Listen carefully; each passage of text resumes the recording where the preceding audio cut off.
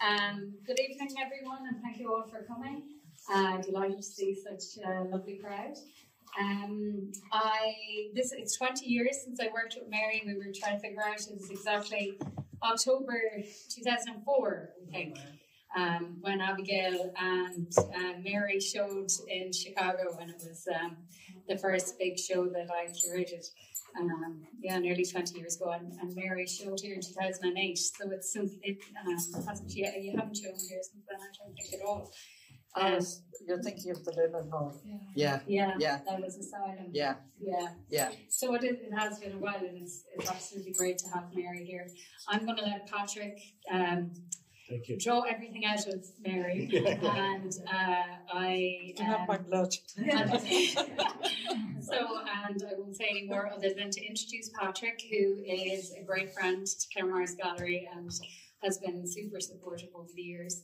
Patrick, most of you will know, is the director of the RHA in Dublin, and he's one of the most formidable figures in the Irish visual arts scene. And the RHA is a powerhouse institution and a really vital resource for artists all around the country.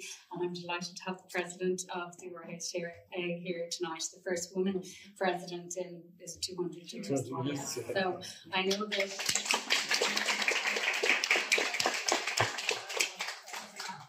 O'Brien. So I know that back in the 80s, the Royal Hibernian Academy was referred to lovingly as the Royal Hibernation Academy. Yeah. So it has come an awful long way in Patrick's tenure there since 1999. And Patrick has a big, illustrious international career before that, working in Pennsylvania, in the University of Contemporary Art in Philadelphia Institute. Yeah, that's right. And also began his career in the Douglas Hyde. I think you were there for 5 years. 5 years, yeah. And has worked in just numerous huge international exhibitions, including the Venice Biennale and all that. I won't give it all to you. So without further ado, I will leave you in Patrick's capable hands. Thank you so much. My job tonight is to be nothing but a poultice, to draw information out of Mary. And as we're dealing with decades, we probably know each other for 5 decades, because we were teenagers together in the same town, Bray, back in the 70s. And Bray then was quite a small Wicklow town, a sort of Victorian seaside town, got a little shabby in the old 70s. There wasn't really a lot of art around in the 70s. In Bray, there were probably 2 figures that I remember, and one will lead them into you, seeing around town. One was a very strange woman who used to come down. You'd see her on Fridays on a bicycle, and she'd be wearing crocheted sort of like capes and a crocheted hat. And then later on, I was to learn that was Camille Souter, and she was to become a good friend. The other person was actually a member of the Academy at the time, the Royal Hibernian Academy. It was a man called Jan Reynard Goulet, who was a Breton who had come to Bray after the war. Everyone thought he was a Breton, sort of separatist, and had a bit of a history in Brittany, and that's why he had to decant to Bray. But he opened an atelier, which is the first time I ever came across the word. And the atelier was there to have classes in drawing and painting. And that's where you started. That's right. I was 13 and tall, so I could get into life drawing classes. But he was amazing. It was a proper formalised life drawing class, which you didn't really have anywhere else. And because this place was around the corner from me, I managed to get in. Now, he was very severe, like you absolutely learnt how to draw meticulously. So for me, it was an amazing foundation. And did you do art at secondary school? I did. Yeah, very much so. It was my thing. Okay. Yeah. But when you left secondary school, as you know, in the early 70s, you went to UCD and did psychology and philosophy. Yeah. But you weren't attracted to going to art college, were you? Well, there was 2 things. First of all, to tell my parents that I was going to art college. It was bad enough saying I was going to college. Yeah. And but to say I was going to art college was an absolute no. And it was the time that the NCAD had terrible strikes, so there wasn't much going on there. But the other part was I wanted to live life. You know, it's art and drawing, and you need a certain discipline to be able to carry it through. And I think that's very hard for an 18-year-old. Okay. So instead, I ended up, and that's a whole story in itself, doing psychology and philosophy. Yeah. And they have been my backbone in everything I do. So very often you fall into the right thing. Right.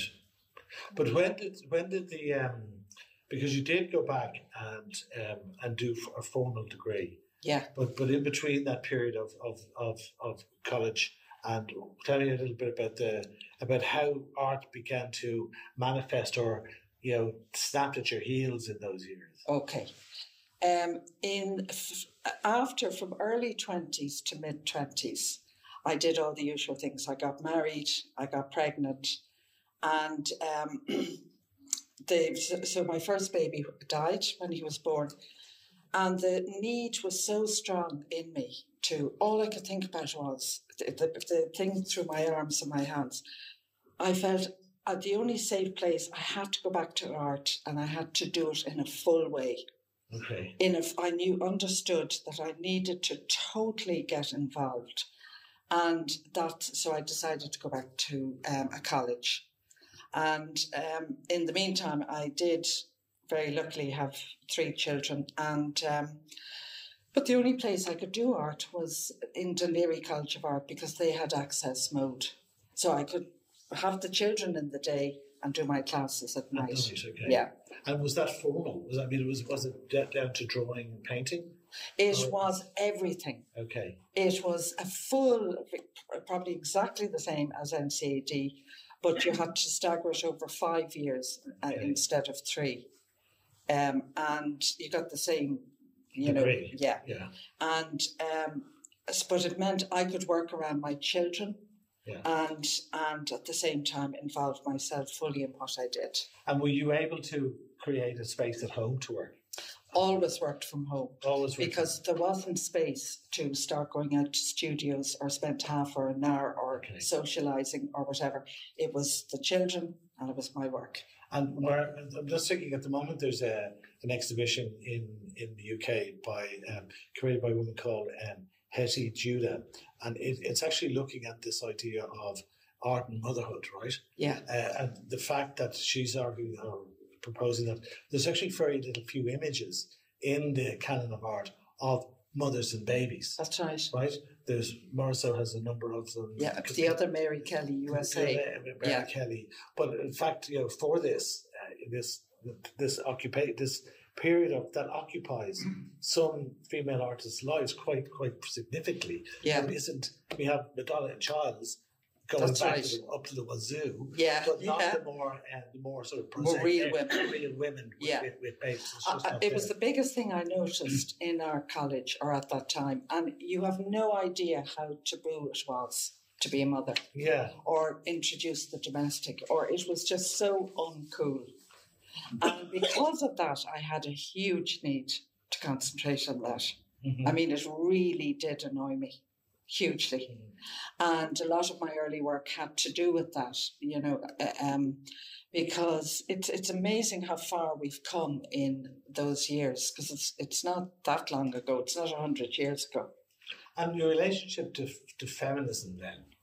Did you find there was room in feminism to be a mother? I never like anything didactic, so I never follow movements per se. Movements worry me of any description. I have a reaction to something and I keep it to what that thing is. And I was just very aware that as a mother and as a woman, obviously, that there was a restricted world I was going into, a very restricted world. And I didn't join movements per se, but I'm always active about that fact. The first time I would have come across your work in an adult sense was in '99 when yourself and Abigail actually had a piece in that Eva exhibition of visual art in Limerick entitled "How to Butterfly Like a Lamb." Yeah. And that was a video for a start. So it was a video installation. An installation. Yeah. The video really looking at the butchery. Yes. Of how you butterfly leg a lamb. And when you think about a recipe or a kitchen technique, when you actually view that video, it's actually how you surgically remove a bone from flesh. That's what it's about. Yeah. And so within this sort of like brutal cutting, it then turns into some type of culinary specialty. Yes. And then that's also then surrounded with all of the formality of dining. Yes. So you're referring to the accoutrements of civilized dining. The dining came from my next exhibition, Wide Shut, which was looking at, if you like, the rooting reflex of a baby, if it's left to its natural devices, will immediately go to the mother's breast. That doesn't often happen in modern life. And the sheer, directness of that in comparison to the abstraction of using a knife and fork. The removal, and in the same way, the removal of the words associated with pork, the removal of how we abstract things to be apparently more civilized. I was just fascinated with that, dichotomy. But to go back to the leg of lamb, Abigail and myself doing that, it was a very organic project between the two of us. It was a great project to do together. And we were looking at, if you like, the politeness of how a woman, if you like, is very often seen as, sugar and spices and is a thing, but that kind of nice, wrapped up version of a woman. And both Abigail and I know that that is not a woman. A woman is powerfully strong in many ways. In all our families down through generations, women are profoundly strong. But it's kind of kept in a veneer of what would I call it? Semi-roll, so that the teeth don't come out. And we wanted to show that. And a recipe is a thing where something is transformed from one thing into another. And the other person we were looking at was Artemisia Gentileschi. Yeah. How to butterfly leg of lamb. I remember the very first time I saw that in our college. I thought, there's a woman artist. It's terrible to look at your history of art and not see your experience of life. Her women they weren't fae, they weren't hags, they were two women doing the business. So it was perfect for our project. And Judith, exactly. And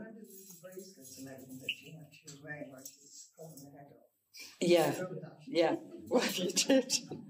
But the other thing was the recipe, the whole idea of following 1, 2, 3, 4.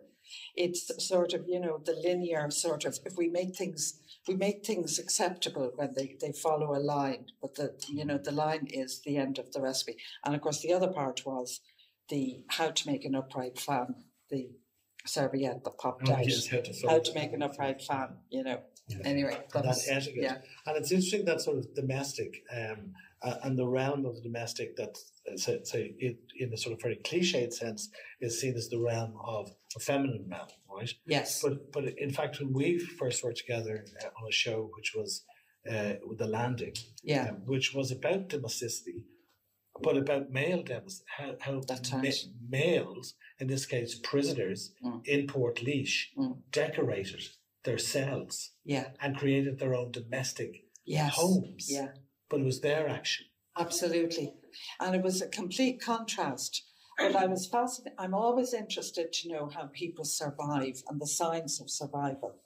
And to me, when I did the work over 2 years in Portlaoise prison with on the landing, the thing that struck me is I'd walked through the landing, the doors were open, and it was absolutely fascinating. Each room, the doors were open, each room was completely different. And it was very much a domestic setup of each man. And I was fascinated how, first of all, the sense of survival, because to me it's a sense of survival. If you create a little home or a space, wherever that is in the world, that is a sign of that you are strong in yourself at some level. And that work was extraordinary. And the part I remember the most is the prisoners at the end of it, they suss you out very quickly. If they feel you're a phony in any shape or form, you're gone. And they said to me, at the end of my work, it evolved, by the way, quite naturally. I didn't intend to make work, and then one of them invited me to, and it went from there. But what struck me was they said, well, when are you having the exhibition? And I said, well, it doesn't work that way in the art world. It's at least 2 years, and it's this, that, and the other. And they were looking at me as if to say, either you do it or you don't.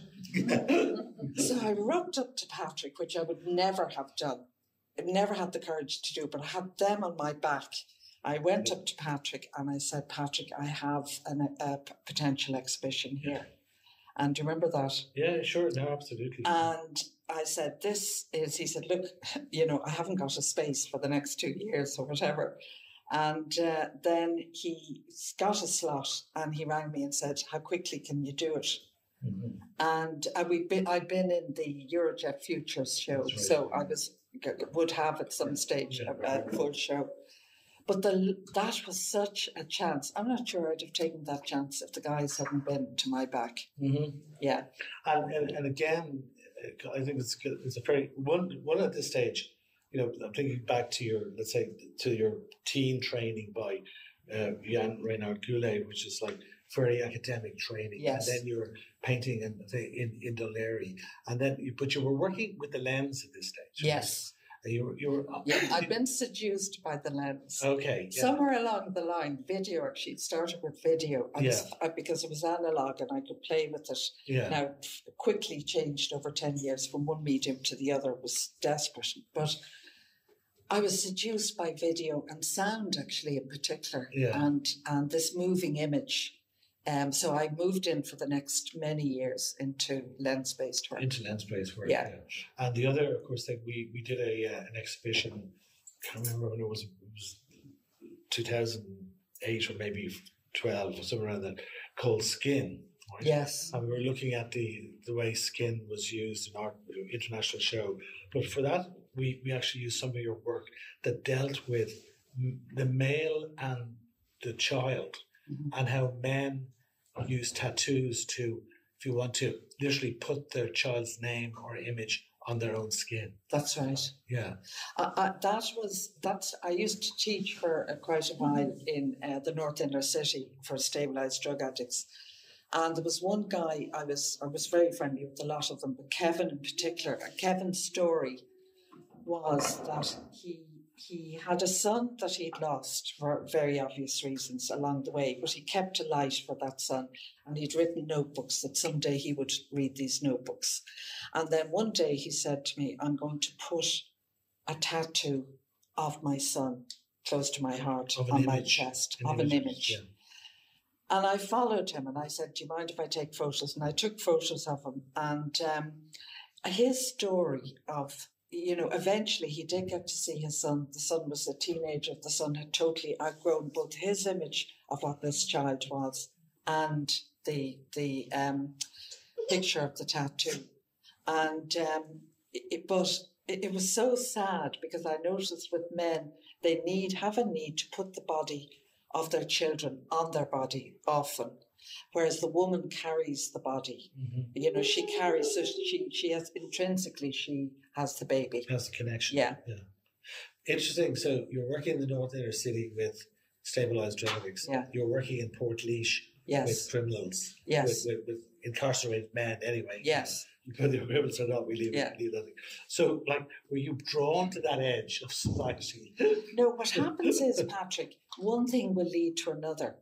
For example, with the landing work, I was approached by the North Inner City because they obviously spotted me and said, you'll be good at teaching. Oh, from the landing work? From the landing work. From the landing work, Patricia Noon approached me, Rosemary's mum, and said that the hospital here was closing down and that she felt I would be a good person to make a record of that.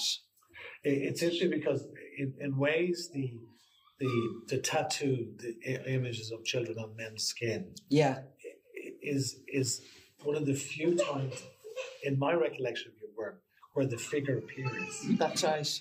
In the landing, you weren't dealing with any of the individual prisoners, but you were dealing with the evidence of their individuality. That's right. As expressed through the domestic settings. Yeah. Again, when we move to asylum, maybe bring us through a little bit about when you there are no figures in asylum. No, Traces. because I felt it would be an insult to go to the people, and because they belong to themselves, and the same in the landing. And I didn't want you typecast so quickly. You can get things typecast. So I would look for in the asylum, I'd look for their mark. And for example, in the landing, there was rude health in those rooms. In asylum, I couldn't find that. That was the heartbreaking part. I couldn't find it. It was purely institutional. It was purely institutional. But in the end, I found where people had, for example, with the cigarettes, books marked out the floor. This was their space. Or they had marked, an area. Or there was a guy who used to go around with the spoon and dig out chunks out of the wall, with, the plaster. So that's what I bypassed everything else and went to that. It was the remnants and the marks left behind of people who were very, very traumatized. And in a way that this does bring us back into, it sort of brings us to the end of the lens-based work. Yes. And that transition back into painting. Yeah. Like, was that full of fear and trepidation? With full fear and trepidation, but the history of painting, can you imagine? Yeah. I mean, where do you even land, Even though in my very early years I loved painting and drawing, that was my passion. Yeah. But at this stage, where do you even go? And there's so many different schools of thought and everything. And I went back, first of all, to what I felt was the way I needed to go. And it wasn't, again, I didn't feel it was trendy or particularly of anything. It was the way I needed to go. The reason I went back to painting was I was coming to a stage when I wanted to use my own hand again. I wanted to just go direct, keep life simple. I wanted to get rid of cameras and the editing and the whole production thing, because when you're using lens-based work, you're using your head a lot too. There's a lot of intervening and thing, which I loved at a certain stage, but I just wanted to go right back to just use my hands again, use my body and use my hands. And that was a situation where I suppose that you had to set up a painting studio. Yes. Which is a very different proposition. Totally. Than a photographic lens-based work. Yeah. So, I'm just trying, because I always think when we're sitting with the paintings, we forget that the sort of like the conception, but the actual labour of making a painting and over days, sometimes over weeks, months, put away, pulled out again. That's right. Wrong, put away again. Absolutely. Pulled out again. And this decision making, which is solitary. Yes. Smelly. Yes. Needs to be cleaned up after. Yes. Right? All of that might be killing me. In the toxic fumes. Yeah. But like that, it's a messy business. Yes. And yet you felt compelled. Oh, I love the messiness of it. Yeah. I mean, if you saw my studio, it's not good. Yeah. It's I love a sense of it's my totally creative sense. And, part of the mess is part of what you pull out. And you're not, that, I always loved that. Whereas the other is much more clinical. Mm-hmm. And there is that side to me as well. But this, I love the mess. I love the chaos. The more chaotic, the better. Because you're going to pull something. You're going to refine something out of this. And I say, where after sort of creating quite a sort of sophisticated language in photographic-based work, where do you start then when you go back in to a canvas and with my instinct? Yeah, and where just my instinct. Where did that start? Where did that start? Not necessarily where your instinct, but where did that lead you to begin? Where did your instinct? Well, of course, it's always with me that my subject matter is my main draw. Yeah, and my subject matter was from sitting in group counselling for many, many years. Yeah. And, coming across it in many different levels. And I always thought, people sitting in a room together and the stuff that comes out in counselling And they're usually very plain rooms. You know, there's no trendiness, there's no fashion, there's no decor. But what comes out of people in their humanity and the heart of them, and I mean the mess, the insecurity, the love, the sheer tenderness of humanity is extraordinary. And my best way I knew I wanted to create a chair, plain and simple.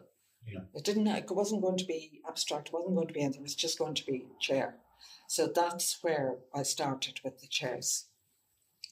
And we're surrounded by chairs. Yes. Right? But so chair, I'm seeing image of chair, but I also see like there's the under the chair, there's the structure, the negative space of the chair. Yes. There's the chair where it sits in the interior. Yeah. There's a lot of questions around chairs. Yes. And how you paint a chair. Yes. Not necessarily what the chair stands for when it's painted. Yes. How you paint a chair. Yeah. So was there a lot of experimentation then at the start? Was there a lot of... No, I went straight for it. I went straight for it. And I do not get too hung up on the negative space or that goes on unconsciously all the time when you're working. No, I didn't want to get, I didn't want to be self-conscious in that sense. I wanted the chair, and I had to believe that what I was feeling would somehow be transmitted. Would in the chair. And there's a couple of famous chairs now in our history. There is. Yeah. Were they in the room with you? No. No. I kept them out. Of course I see them and they come to mind straight away in all its guises. That's those chairs. My chairs are my chairs. Okay. Yeah. And when did the chair first see the light of day? When did your first chair first see the light of day? My first chair, I think, was in the RHA. Yeah. Yeah. And in fact, it was about 3 or 4 years before I really started going into the chairs. Yeah. Was in the RHA. And were you drawing at the same time? Oh yeah, absolutely. So drawing. I would often draw, and not only that, when I do a painting, it'll shift around the place before I settle on.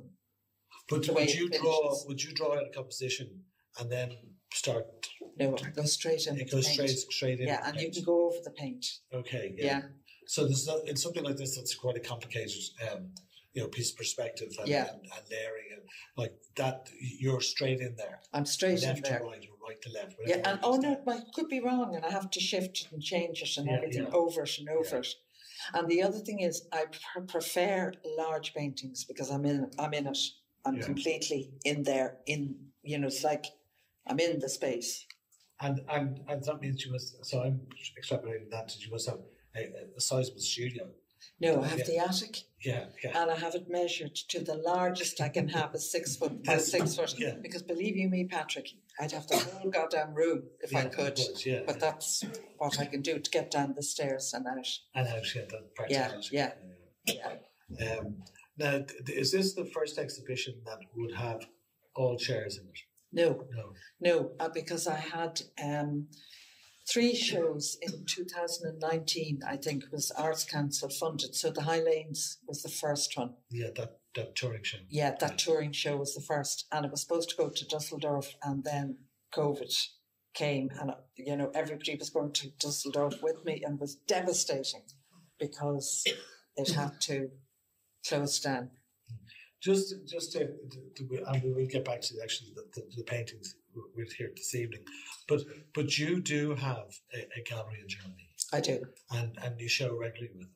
Well, I haven't shown since that one, believe it or not. Okay. I was so devastated that it's and I've been doing a lot of commissions in Dublin since in the College of Surgeons and Leinster House. So. And the RHA, making paintings for the RHA. So I took a pause. I'm going to have to go back and do that. Because it is a real concern of every artist is there's that great impulse to create, and there's the next impulse is to present, to show that work. Yeah. And there's so few opportunities these days to show work. And I think that's one of the great things about Claremorris Gallery. It's like it's keeping an important aperture open in an important part of the country. Yes. And people come and see work here. Yes. But again, it's that idea that seeing work, putting work into the public, and then that transaction about where the work might be purchased and where it actually gives you an income, yes. living. So it has that circle happening for you. Well, I tell you, there's many people who say to me, and have said to me all my life, including my parents, Jesus, would you make some money? You'd know how to paint. Would you paint lovely? And I've always said, and I've always kept to it, I paint what I need to paint. I have never, ever painted for commercial purposes. Yeah. And that doesn't mean that it's not... yeah. But I will do anything on the side. I'll teach, I'll do up a house, I'll do anything. And that's how I make my money. Mm-hmm. I do not want it to affect what I paint. But is there, within the terms of sort of showing, so like in, say, in the west of Ireland, in Dublin, in Dusseldorf, have you found a market for your paintings? Not an obvious one. Okay. There's a few, it's obviously there are certain parts of Ireland where it's very hard to sell work. Yeah. That's being blunt. Yeah. The RHA is a brilliant seller of work, as you know. No, people buy from the RHA. They buy. Yeah. They seriously buy. It's one of the best places if you want to sell your work. On the continent, it's completely different again because you have very serious buyers. Yeah. So a buyer they're more informed. There's more of them. And but in Ireland, it's a very mixed bag. Okay. Yeah. No, it is. And we won't go there because that's a whole different discussion. But what I was just trying to interested in is that if you had established a collector base in Germany, that where people buying your work there. I've never, I wouldn't have it at the level that I would love to have it, where, the minute you made something, it was hot off the place and off it went. Yeah. Okay. No, and that's, that's systemic for everybody. Yes. For a lot of artists. It is, particularly Irish artists. So getting back to the idea of the group therapy and then the idea of the chair, because as we're all sitting in these chairs, they're made for our bodies. Yes. They're made for us to relax. Yes. They're made for us to talk. Yes. From, to, about. And you focused on the chair as the representation of the body. Because they're all personalities here. Absolutely. And again, if you put people in them, it diminishes the whole thing. But to me, it's like the chair is... I have to ask myself the question all the time, Patrick, can you sit with yourself? Can you sit with things? Can you be with yourself? It's a lonely occupation. Mm-hmm. It's an essential lone occupation. And but a really important one, I think. Mm-hmm. And then something like, because there's not that many, mostly we're dealing with single chairs here, right? Yeah. There's double around the corner. But I was very struck by this. Yeah, the collective. It's the choir. Yeah, it's the collective. Chairs. Well, there's something again very poignant because religion and spirituality has taken such an unbelievable shaking. And I just feel that, I love going into churches. Yeah. Just for the sheer, it brings me back to a time when you did believe, when you really believed, and the simplicity of that. And people had community and they had a kind of morality. Now, of course, at this stage, that's all completely thrashed because of what was going on in the background. But it is an essential, it is something very essential that we need desperately. And to me, that collective of chairs and the absence of people on them is very poignant. Mm-hmm. Really poignant. And of course, again, and I encourage people here, it's almost like don't look at the chair, look at where you've sited the chair. Yeah. Because sometimes they're extraordinarily abstract, like with the Philip Starr Perspex chair. It's in a nowhere zone. Mm-hmm. Somewhere it's as specific as, I was guessing Italy, you say France. Yeah. I was going from the floor, because the tiled floor, you don't have in Irish churches, like not that type of tiling, and the way the piers could be down there. But it was continental. There's an 18th century window over there. There is sightings. Yeah. The chair is sited in an architecture. Yeah, but I want that architecture to be middle of the road, not fancy. particularly. Do you know, I want it to be almost impersonal, but like anybody can come across any of these chairs. Mm-hmm. I have an aversion to being, you could be so seduced with magnificent, beautiful chairs, and have kept away from that as much as possible. And at the same time, that's a hard thing to do, let me tell you, really hard to do. But I want the chairs to be, and the other thing is, the really important part of the work are the titles. Yeah. Because the titles should bring you way away and not be fully understood. They could be anywhere. So there's an infinity between the chair you're looking at and the title. And it's all of life in the middle. And I'm just looking at what I'm looking at there, which is Ich und Thou. Yes. Which is German for I and thou. Yes. Not I and you, me and you. No. But I and thou. No, but that's Martin Buber. Is it? Yeah. Thou has a very different connotation than you. Absolutely. And it's what we always forget. The importance of looking at the person as the thou. In other words, they're sacred in their own right. Right. Yeah. Yeah. I'm thinking about the two chairs inside, beside the sort of the bookcase, and the old phone. Like, is there a nostalgia in some of these paintings? Is there a nostalgia? Yeah. That one is very special to me because it was actually Patricia Noon's room, special room, where she... A shrinking chamber. A shrink chamber, yeah. And the first time I came to Claremorris before I started the asylum, we spoke to each other in that room. Yeah. So, yes, it's nostalgic in the sense that I remember it's still exactly the same, but more because it was about the two people talking to each other in a room of probably very hard, painful stuff, hard stuff. Yeah. It's also probably the most elaborate interior in the exhibition. Is it? Yeah. Well, I think so. You've got your carpet, you've got your bookcase, you've got your push-button telephone. That's right. The telephone is part of the communication. So I left that there. I did actually get rid of a whole load of other stuff. I have a thing about, I did another one. I went over to Freud's. Have you been to Freud's house in London?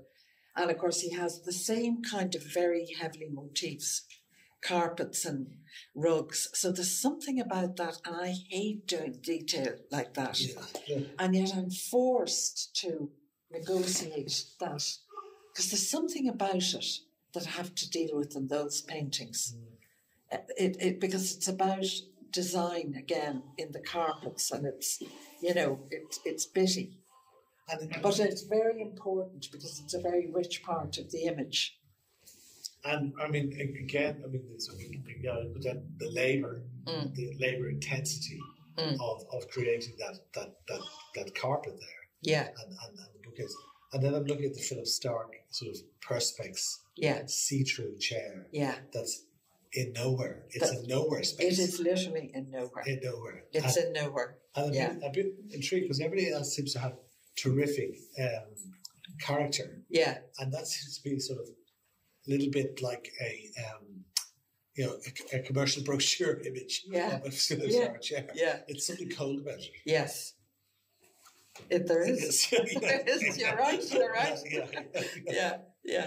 Are you photographing chairs all the time? Yeah, okay. All the time. And there's hundreds are dismissed. Yeah. Hundreds. From the photographs. So you're actually, the lens-based research has become part of your methodology. Yeah. There is one other thing. You can't so much see it in this except in one image, but I am drawn. Now, my latest thing is I'm going towards the woods and the forests. Yes, we went probably. Yeah, and a lot of my work that's not here has started to go that way. Yeah. And again, it's like being immersed in the trees and the forests. And for some reason, I'm really drawn to that at the moment. And there is a fine Walden element to that painting, because there is a chair in that painting. There is just about hanging on. Just about hanging on. And the chair may disappear. Yeah. is my feeling. So you're moving into a new motif. Yeah. And that's understandable. I mean, how long, but if you're saying that when you began painting again, chairs became the subject. Vehicle. So it's been quite a long time that you've painted chairs. It has, yeah. So it's only natural that you move. Oh yeah, it will organically move somewhere else. And does that cause you apprehension? Not at all. Okay. I'm really excited when that happens because I don't know where it's going. Okay, brilliant. Yeah. So that's a bit like platform. Yes. Yeah, you don't know where you're going to jump off at the end. I'm going to jump off at that edge, Patrick, and God knows. And I don't say that lightly, because I don't jump off platforms easily. It took me 20 years to do that one. But yeah. But it's metaphorical for a jump off. It is a jump off, yeah. But that's life. Yeah. I mean, how often you have to take the risk sometimes, and I don't mean a stupid risk, because there's another type of jump off, and that's not good. Yeah. But there's shivering and shiver me timbers and things. You have to take risks. There's only one life. Mm-hmm. Yeah. It's not a rehearsal. Yeah, it's not a rehearsal. I'm going to open it up now. Do people have questions? Here we go. Yeah. I wonder if you believe in ghosts. I would certainly have a very strong sense of spirituality without pinning it to anything. In other words, there is something far bigger and more than us. Ghosts, the remnants of people or life or echoes of things, I would be open always to saying, I don't know. I believe, have my own belief. I don't know. Because the Felix chair is called a ghost chair. Yes. That's the name of the chair. Yes. Yeah. I didn't know that actually. Yeah. And all these chairs look like they possess a lot of ghosts. Yeah. Well, of course, they do have ghosts in the sense that they're the remains. They are the remains. The chairs are the remains. The people you can't see the people, so they are the remains. One question? Did you do a painting of Freud's couch? I did. I remember that I saw this amazing, complicated looking. Yeah, that's right. That was Freud's couch, because I was at that museum you were talking about in London, his house. Yeah. Isn't it fascinating? It's fascinating. Yeah. Like, he had all these little idols and stuff that he kept. That's right. But there was supposed to be an installation on there, and no one else did, so I'd go out and see that. So I went into his room, or sofa room, and I was looking around, where's the installation? Where is it? Yeah. It was there for ages, then I looked up, it was the whole ceiling was a mirror. Wow. Forget the artist, though, I can't think about it. I was like, oh my God, that's exactly what you're lying on the sofa and you're looking at yourself. Yeah. Brilliant. Yeah. Brilliant. When I saw your couch. Yeah. When did you do that couch? I did that. It was in the High Lanes. So that was, I was with Karen, my son. We went to see. Do you remember that, Karen? Yeah. Yeah. About 5 years ago. And the part that fascinated me was you had the sort of classic, lie out on the couch. But his chair was at the head, like a chair like this, behind the person. I mean, talk about it in inequality, a lack of equality. And the person was open, completely open in that way. And he was obviously taking notes and analysing all head stuff. I was really offended by that instead of the I situation. Just incredible. But, I mean, he was, you think how recent that is. I mean, Patrick, you did psychology. You know how recent that history is. Yeah. And yet at the same time, there's a kind of, if you look back, there's a wisdom as well in folklore and stuff, which of course it didn't arrive for the very first time with Freud and Jung, and but the place is redolent with looking for stuff. He was looking for the inspiration from the unconscious. Yeah, and I imagine that rug they were lying on contained all these people's DNA complexities. Absolutely. And DNA as well. Egos and disquiet and it was such a complicated. It wasn't a plain. Not at all. That's right. Yeah, that's why the rugs stay with me, because they're so over patterned. And that his room was completely overstuffed.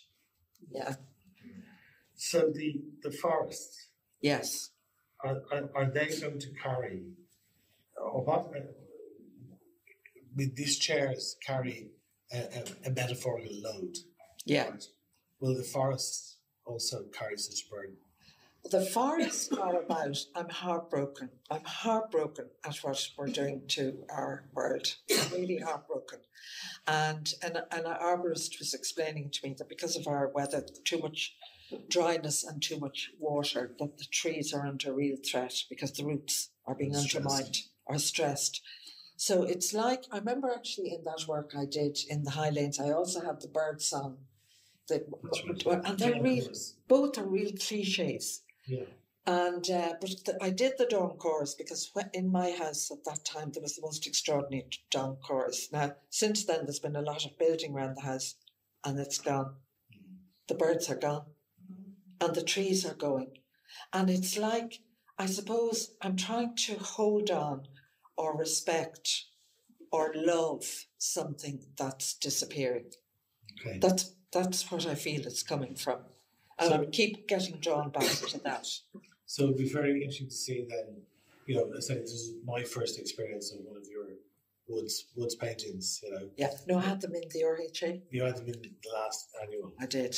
But how that develops and how that grows into a body of work. Yes. And what the tonality of that would be. Because yes. This is very charged psychologically. Yes. And I say the body is here in all of it. Yeah. Even though the body is not present. Exactly. Where in the woods, we move to a completely different set of parameters. That's right. Yeah. Yeah. Yeah. Very exciting. Thank you. Yeah. Any questions? Yeah. Mary, it's fantastic. I just think of the breadth of all the things you've done throughout the years, and film, of course, was so important at one stage for you. And you were in different film festivals, and you won awards for your film and everything. Like, your work is just brilliant. Congratulations. Thank you very much. Yeah. Congratulations, Mary.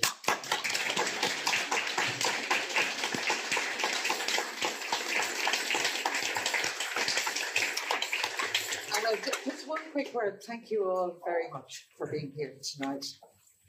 Thank you. Great. Yeah.